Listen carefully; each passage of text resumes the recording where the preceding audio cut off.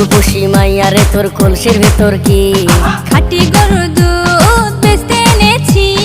ও রূপসী মাইয়া রে তোর কলসির ভেতর কি খাঁটি গরুর দুধ বেচতে এনেছি। দে না একটু খাই, দামটা আগে চাই, আর দে না একটু খাই। দামটা আগে চাই, তোদের মতো ভিড় খাওয়াদের চেনে রেখেছি। ও রূপসী মাইয়া রে তোর কলসির ভেতর কি খাঁটি গরুর দুধ